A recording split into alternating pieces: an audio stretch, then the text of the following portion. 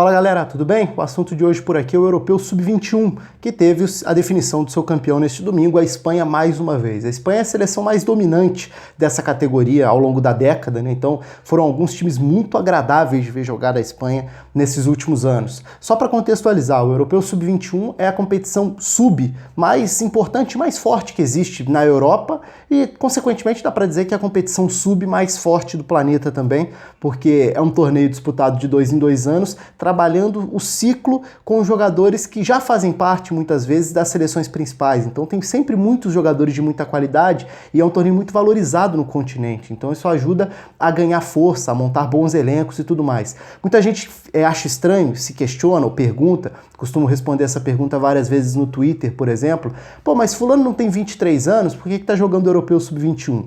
Vale a explicação. O nome Europeu Sub-21, ele corresponde ao início de cada ciclo. E os ciclos duram 2 anos. Então, por exemplo, acabou agora o Europeu Sub-21 de 2019. Daqui pouco tempo, no início da temporada, já começa esse ciclo, dá pra dizer que agora já começa o ciclo do Europeu Sub-21 de 2021. E aí o que acontece? Esse limite de 21 anos, ele corresponde ao início de cada ciclo. Então, se a gente for pensar, por exemplo, agora, nesse torneio que acabou, em 2019, puderam jogar jogadores nascidos até 1996. Por quê? Em 2019, eles já tinham 23 anos, mas quando o ciclo começa em 2017, eles tinham no máximo 21.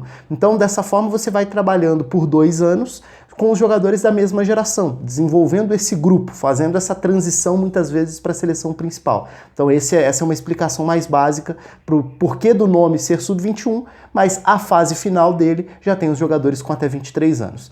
Antes a gente falar um pouquinho sobre a Espanha, convido você a se inscrever aqui no canal, então se você ainda não se inscreveu, só clicar aqui embaixo, um clique você se inscreve, fique à vontade para comentar, curtir o vídeo, divulgar também, compartilhar. E o que a Espanha teve mais uma vez de muito interessante, né? A qualidade do jogo, por vezes com momentos muito legais, o próprio início de primeiro tempo da final contra a Alemanha foi num nível muito agradável de ver, um time de muita qualidade trabalhando com a bola no pé, e a qualidade individual das peças. Talvez, eu comecei o vídeo falando sobre a Espanha ter tido grandes times nessa década, nesse torneio, talvez o de 2013 seja o mais marcante, que foi um time espetacular e que deu gosto de ver demais naquela geração, naquela época, foi um time que goleou a Itália na decisão, o time tinha o De Gea no gol, tinha, por exemplo, no meio campo, juntos, Thiago Alcântara, Isco, Ilharramendi jogou muito bem naquele torneio, Coque, ainda tinha Morata e Rodrigo como opções de ataque, enfim, foi uma Espanha que deu muito gosto de ver jogar e sobrou dentro daquela competição com o Isco jogando muito, com o Thiago jogando muito, com o Ilharramendi se valorizando muito na época, e essa Espanha de 2019 também tem muita qualidade individual, se a gente for olhar para os nomes, em diversas faixas do campo, mas especificamente no centro do campo. Fabián Ruiz e Dani Ceballos, duas grandes estrelas do torneio, duas referências técnicas dessa seleção, jogadores formados no Betis, em momentos diferentes até na carreira, né? O Fabián Ruiz como uma peça importante no Napoli, o Dani Ceballos até um capítulo à parte, porque é um jogador que já mostrou muita qualidade no Real Madrid, mas ainda não conseguiu subir esse degrau. Talvez o Europeu Sub-21 tenha sido a oportunidade para ele mostrar mais uma vez que merece ser mais aproveitado pelo Zidane, que aparentemente não pretende dar tanto espaço para ele assim, tanto que é um nome aparentemente no mercado por enquanto. E quem conseguir levar o Ceballos vai levar um jogador diferente, um jogador de muita qualidade. Então, Fabián Ruiz, Dani Ceballos e outros nomes também, por exemplo, Marc Roca. Marc Roca é um jogador que já teve destaque na temporada no Espanhol e mostrou isso no Europeu, como esse volante de distribuição na saída de bola, qualidade para iniciar os passes, para ser essa opção do primeiro passe à frente da linha de defesa. Oyarzabal, grande temporada na Real Sociedad, um ponta que pode jogar em alguns momentos por dentro e que acabou virando uma alternativa como um falso 9 dentro do torneio. Então foi uma grande sacada da Espanha também. Oyarzabal terminou a temporada bastante valorizada, é outro nome que circula aí no mercado já há algum tempo. A Real Sociedad tem contratado outros bons nomes para essa faixa ofensiva.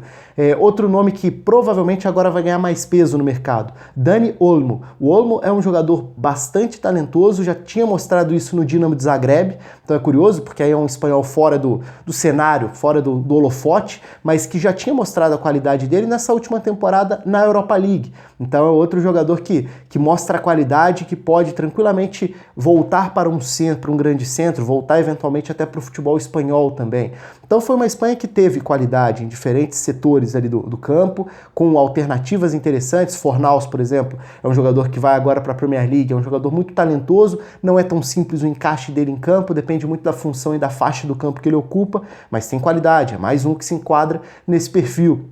A própria defesa, né? O Vallejo não conseguiu se firmar ainda no Real Madrid, mas é um zagueiro de potencial.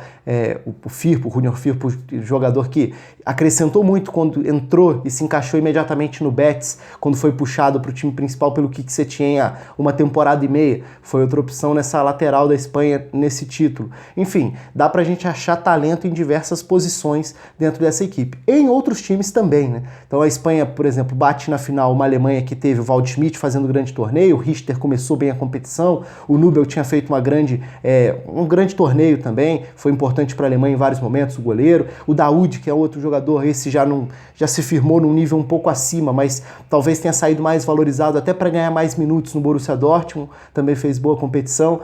A Romênia foi a grande sensação, a grande surpresa, a Romênia do Hagi, né, do filho do Jorge Hagi dos anos 90, o Yanis Hagi, que mostrou qualidade e até pelo nome chamou mais atenção, mas não só ele, foi uma Romênia que fez um bom torneio e se classificou para a Olimpíada de 2020, porque esse europeu teve esse caráter também de competição que classificava para a Olimpíada de Tóquio.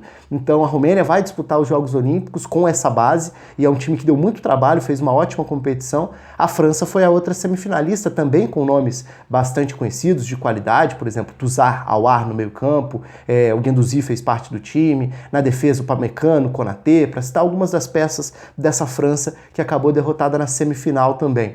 Então a Romênia foi eliminada pela Alemanha, a França foi eliminada pela Espanha, na decisão a Espanha levou a melhor sobre a Alemanha. São vários os nomes, na própria fase de grupos, muitos nomes de qualidade que ficaram pelo caminho, né? A Inglaterra levou um time desequilibrado, mas com força em alguns dos setores. A Sérvia levou alguns jogadores bastante importantes, até pensando em seleção principal, Jovic, por exemplo, Zivkovic, para citar alguns. A Áustria deu oportunidade para alguns jogadores que fazem parte dessa nova geração, que deve conduzir a seleção principal, Schlager e Wolf. Infelizmente o Wolf sofreu uma lesão gravíssima logo no jogo de estreia. Então isso para citar algumas. A Itália levou um time muito forte, poderia ter ido mais longe, um bom time da Itália dentro desse europeu. É um dos torneios mais legais, é claro que no meio de tudo que está acontecendo, então tem Copa do Mundo de Futebol Feminino, tem Copa Ouro, Copa Africana de Nações, Copa América, são tantos os torneios que o Europeu Sub-21 talvez até tenha passado um pouco batido, mas é o torneio que tecnicamente talvez tenha sido o mais legal desses torneios nesse meio de ano, como costuma ser, é um torneio muito legal de acompanhar. Deixa aí seu comentário, seus destaques também, podem ser individuais, coletivos, certamente esqueci de citar uma ou outra seleção e jogador por aqui, você fica à vontade para citar aí nos comentários. Um abraço a todos e até a próxima.